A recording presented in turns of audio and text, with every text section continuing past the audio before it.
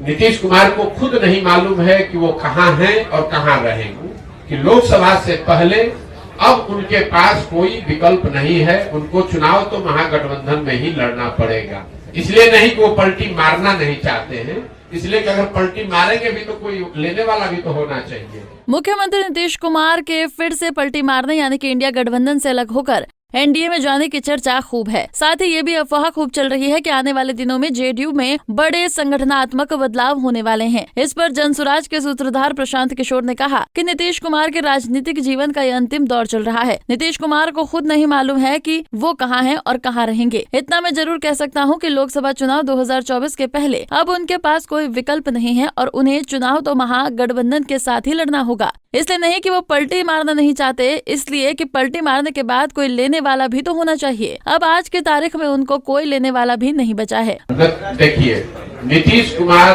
के राजनीतिक जीवन का ये अंतिम दौर चल रहा है, राजनीतिक पारी का ये अंतिम दौर चल रहा है। नीतीश कुमार को खुद नहीं मालूम है कि वो कहां हैं और कहां रहेंगे।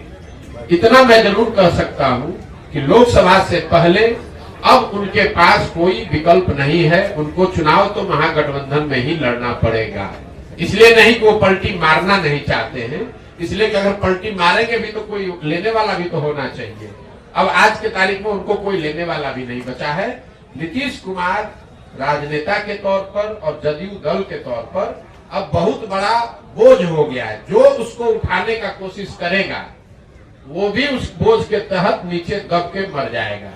वहीं जदयू की आगामी राष्ट्रीय कार्यकारिणी की बैठक के सवाल पर प्रशांत किशोर ने आगे कहा कि नीतीश कुमार का अपना तरीका है और वो ताश के पत्तों की तरह अपनी पार्टी में नेताओं को ऊपर नीचे करते रहते हैं। यही वजह है कि 18 सालों में मुख्यमंत्री रहने के बावजूद उन्होंने अपनी पार्टी में सेकंड लाइन लीडरशिप या संगठन बनाया ही नहीं। इस दौरान पीके ने ये भी कहा कि पहले भी नीतीश जब हमारे पास आए थे तो हमने कहा था कि हम नहीं मिलेंगे। राष्ट्रीय कार्यकारिणी की बात तो नीतीश कुमार का अपना तरीका है, वो ताश के पत्तों के तरह नेताओं को अपने पार्टी में ऊपर नीचे करते रहते हैं। और यही वजह है कि 18 साल से मुख्यमंत्री रहने के बावजूद उन्होंने अपनी पार्टी में कभी कोई एस्टेब्लिश्ड ऑर्गेनाइजेशन या कोई सेकेंड लाइन लीडरशिप बनाया ही नहीं। किसी को लाते हैं, उससे काम निकाला। मान लीजिए 14 में हम पर उन्होंने दाव लगाया, हमको लेकर आए, घोषणा कर दिया कि यही हमारे उत्तराधिकारी हैं, यही आगे रहेंगे। 14 में चुनाव जीत गए, उसके बाद सोचते अच्छा प्रशांत किशोर कहीं बड़ा ना हो जाए, इसको हटा के अब दूसरे को बढ़ाओ। इस चीज का मलाल है सर? बिल्कुल मलाल नहीं है, आप हमको नहीं जानते हैं। हम जीवन में वो लोग नहीं हैं जो किसी निर्णय पर मलाल करें।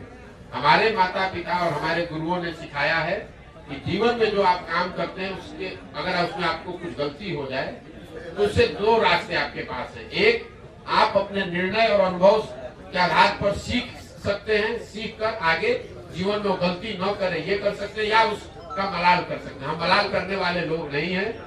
एक बार नीतीश कुमार ने अगर धोखा किया, उसके बाद नीतीश कुमार चाहे 20 बार हमारे पास आ गए, कितनी बार बात कर ली, कितने संदेश भिजवा दिए, हमने कह दिया कि अब फिर सियार सर्कुल के नीचे नहीं जाएंगे। हमको चाहे 1 बरस लगे कि 10 बरस लगे, अब नीतीश कुमार के साथ जाने का कोई सवाल नहीं है। नीतीश कुमार जब महागठबंधन बनाए, इस बार आपको पता चला जब बनाए तब हमको आकर मार्च में 6 महीना पहले आकर सबसे पहले हम ही से सलाह किया कि भाई हम महागठबंधन बनाना चाहते हैं, आप इधर आ जाइए। आप तो भाजपा के खिलाफ हमारी मदद करना चाहते थे। उस समय भी हमने कहा कि हम नहीं मिलेंगे, हम नहीं आ सकते हैं, आपको जो करना है वो कीजिए, हम अपनी नई व्यवस्था ही बनाना चाहते हैं।